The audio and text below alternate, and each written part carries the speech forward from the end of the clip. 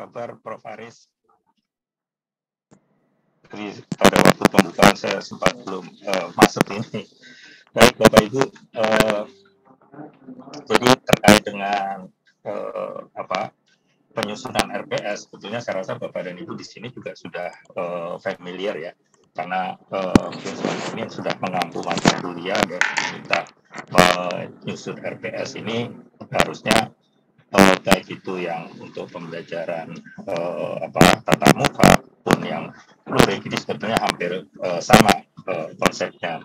Hanya saja memang nanti pada saat di rencana pembelajarannya seperti tadi disampaikan oleh US itu mungkin agak berbeda. Tetapi kalau kita lihat dari susunan dari RPS-nya sendiri, item-itemnya itu harusnya sama semua. Nah ini mungkin saya mau refresh lagi kenapa kok Bapak dan Ibu itu perlu menyusun RPS meskipun ini dilakukan dalam bentuk pembelajaran daring ya. Karena ya ini sudah tertuang di dalam SNDT bahwa Bapak dan Ibu ini harus nih melengkapi mata kuliahnya itu dengan menyusun RPS tadi. Jadi ini memang tujuannya untuk penjaminan mutu yang terkait dengan penyelenggaraan mata kuliah dan juga kesesuaiannya dengan kurikulum.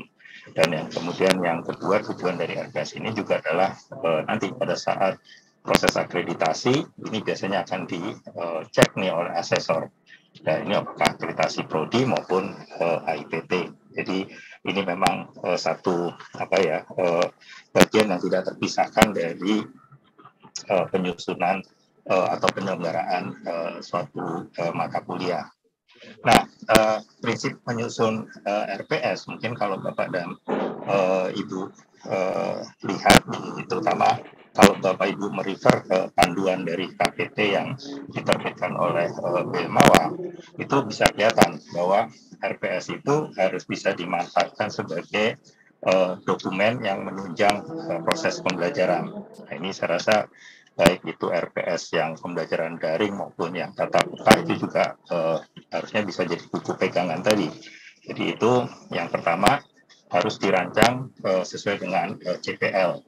Nah, jadi biasanya CPL ini akan ditentukan oleh prodi pada saat mereka menyusun kurikulum dan kemudian diturunkan menjadi CPMK yang juga harus sudah muncul di dalam RPS.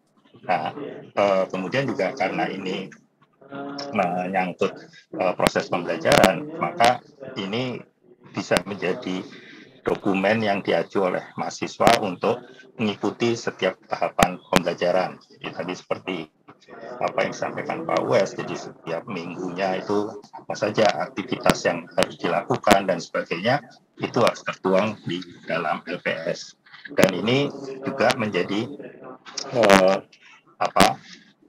panduan bagi si mahasiswa yang lebih ditujukan bukan untuk kepentingan dosen sebetulnya, tetapi tadi sebagai panduan. Jadi mereka tahu nih, apalagi kalau ini pembelajaran daring, mereka bisa tahu pada minggu kedua atau ketiga itu mereka akan mengikuti kegiatan apa saja dalam proses pembelajarannya, termasuk juga bagaimana mengakses semua materi pembelajaran tadi. Apakah mereka akan mengikuti kegiatan di kelas, kalau dalam bentuk hybrid ya misalkan, atau juga ada yang harus mereka peroleh melalui misalkan browsing di internet.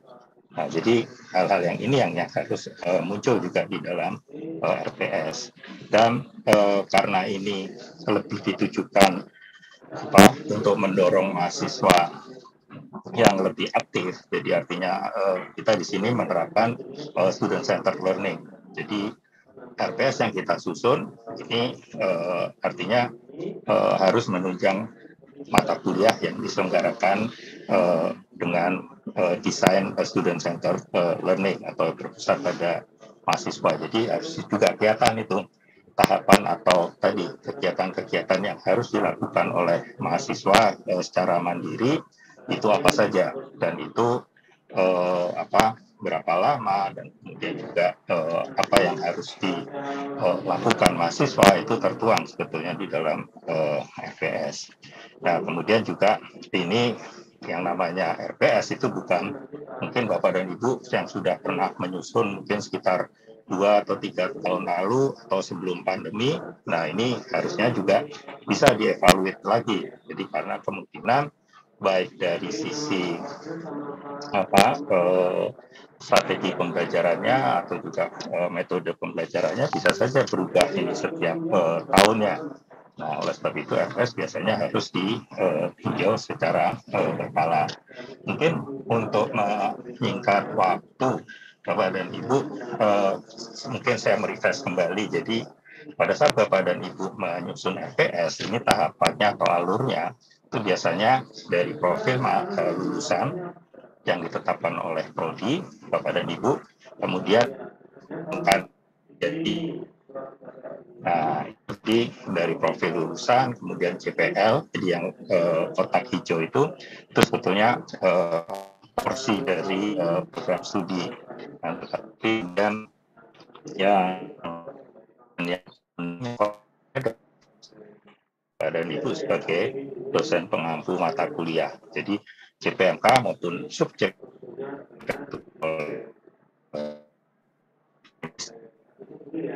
ampu. Nah, ini mungkin contoh sebarannya. Jadi kalau di sini Prodi sudah menetapkan kurang lebih CPL-CPL-nya seperti apa di dalam suatu prodi yang tertuang dalam kurikulum. Nah, ini kemudian nanti Bapak dan Ibu yang mengampu satu mata kuliah menentukan nih kira-kira CPMK-nya, mulai dari CPMK akan ada 3 CPMK. Nah, kemudian setiap CPMK ini bisa dicapai melalui sub CPMK apa saja. Dan ini nanti harusnya tersebar dalam 16 minggu apakah itu pertemuan atau juga yang sifatnya hybrid ya melalui daring. Ini semua harus sudah muncul. Nah, Bapak dan Ibu, yang mungkin ingin saya sampaikan di sini bahwa sebetulnya yang namanya format RPS itu bebas ditentukan oleh perguruan tinggi masing-masing. Jadi format RPS-nya ini bisa sesuai dengan kebijakan perguruan tinggi masing-masing. Hanya saja di dalam SNDikti itu ditetapkan paling tidak ini memuat beberapa isian bagian-bagian dari RPS tadi. Jadi contohnya harus ada nama program studi, kemudian ada kode mata kuliahnya, ada berapa bobotnya, kemudian dosen pengampu, dan seterusnya sampai dengan pengalaman belajar dan juga perhitungan SKS dan ekivalensinya. Termasuk yang terakhir nanti ada matriks atau rubrik ya, rubrik dari penilaiannya dan juga daftar referensi. Nah, ini biasanya minimum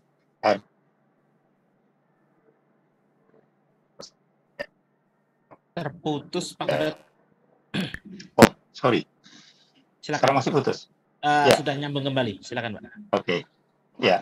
Nah, ini mungkin saya hanya menunjukkan saja bahwa karena tadi setiap perguruan tinggi boleh menyusun RPS-nya masing-masing, jadi formatnya bisa bebas, maka bisa saja nanti dari perguruan tinggi Bapak dan Ibu menyesuaikan kira-kira RPS itu mau seperti apa.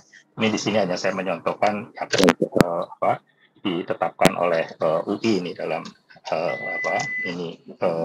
RPS-nya, formatnya seperti apa.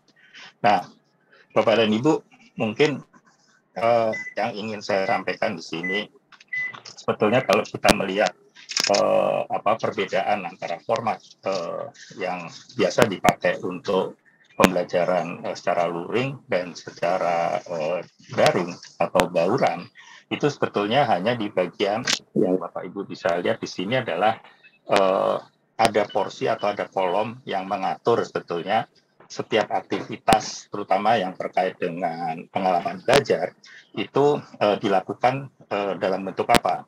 Apakah secara daring atau secara luring. Dan biasanya nanti pengalaman belajar ini disesuaikan nih nanti juga dengan metode pembelajarannya. Jadi artinya kalau mamanya mahasiswa untuk berlatih, mereka harus mengakses ke salah satu sumber belajar tertentu dan kemudian mengerjakan latihannya di situ. Nah, ini harus dituangkan di dalam ini. Dan yang perlu juga di sini kira-kira di setiap ini tahapan atau sub JPMK-nya tadi itu harus jelas kira-kira akan dilakukan apakah secara daring atau secara luring atau mungkin bergantian. Hanya saja di sini memang yang menjadi perlu perhatian lagi yang lebih seksama itu adalah terkait dengan porsi menitnya. Nah, ini mungkin agak berbeda antara yang pembelajaran luring dan daring tadi. Kalau daring itu harusnya porsi, kalau kita satu SKS kan kita mengenal 50 menit tatap muka, 50 menit terstruktur, dan kemudian ada lagi yang belajar mandiri. Nah, ini biasanya untuk porsi hybrid atau daring itu biasanya justru porsi tatap mukanya lebih sedikit. Nah, jadi di sini fleksibel, harusnya bisa disusun, dibuat fleksibel, di mana yang versi tatap mukanya itu bisa lebih sedikit dari yang terstruktur dan yang mandiri. Jadi harusnya yang mandiri lebih besar nih kalau daring. Nah, ini hanya sekadar contoh saja Bapak dan Ibu, dan terserah dari Bapak dan Ibu bagaimana nih menyusunnya. Nah, jadi justru peran dari Bapak dan Ibu sebagai dosen pengampu ini yang perlu nih terkait dengan hal tersebut. Nah, mungkin yang ingin saya sampaikan juga terkait sebetulnya dengan hubungan antara RPS dengan pembabakan dalam LMS. Jadi kalau pamannya Bapak dan Ibu tadi di dalam RPS sudah menyusun sub JPMK-nya, nah ini untuk setiap sub JPMK ini harusnya juga susunannya sesuai nih dengan pembabakan yang ada di dalam LMS. Nah, jadi termasuk juga nanti aktivitas yang bisa diakses oleh mahasiswa di dalam LMS itu harusnya juga muncul di dalam RPS. Contohnya misalkan mahasiswa harus melihat video. Nah, itu harusnya videonya ada di dalam LMS-nya. Kemudian termasuk juga harus melakukan tugas. Nah, ini tugasnya kan berarti harus disebutkan, bisa diakses, diunggah dan diunduhnya melalui LMS. Nah, jadi di sini antara RPS dengan pembabakan dalam LMS ini juga harus dibuat secara sinkron. Nah, mungkin yang terakhir Bapak dan Ibu, ini terkait dengan kenapa kok ini saya memasukkan ada IKU ya. Mungkin Bapak dan Ibu sudah familiar nih dengan transformasi pendidikan tinggi, kan ditetapkan ada 8 IKU. Nah, ini sebetulnya hubungannya dengan RPS itu adalah terkait dengan IKU 7, yaitu yang kelas kolaboratif dan partisipatif. Nah, tadi Bapak Lues sudah menjelaskan panjang lebar mengenai project based learning dan juga case method. Nah, kenapa kok ini dikaitkan dengan RPS? Nah, karena ternyata kalau Bapak Ibu lihat formula dari pengukuran IKU 7 itu ada kriteria B, yaitu kriteria evaluasi. Nah, ini berarti di situ dikatakan bahwa 50% dari bobot nilai akhir harus berdasarkan kualitas partisipasi diskusi kelas atau presentasi akhir project based learning. Nah, ini yang harusnya juga muncul di dalam penjelasan di RPS terkait dengan evaluasi. Nah, jadi artinya bisa saja nanti satu saat dari Belmawa ini pada saat mengevaluasi apakah suatu prodi ini sudah menjalankan case method atau project based learning, ini bisa dilihat dari RPS-nya dari setiap mata kuliah itu. Apakah bentuk evaluasinya mengandung yang disebutkan di dalam formula kriteria B ini. Nah, saya rasa mungkin itu saja. Jadi Bapak dan Ibu, ini terkait nih antara kaitan RPS dan IKU 7.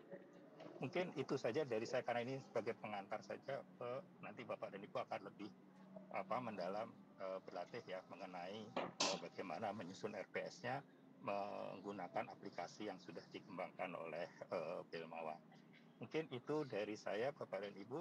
Sebelumnya saya mohon maaf apabila terlalu cepat atau mungkin juga ada yang kurang jelas, nanti masih bisa kita tindak lanjuti dengan tanya jawab kalau memang ada yang ingin ditanyakan. Dan dari saya itu saya kembalikan lagi ke Mas Fajar. Terima kasih. Assalamualaikum warahmatullahi wabarakatuh. Waalaikumsalam warahmatullahi wabarakatuh. Terima kasih Pak Gatot F. Hartono yang telah menyampaikan mungkin sekilas ataupun penekanan untuk RPS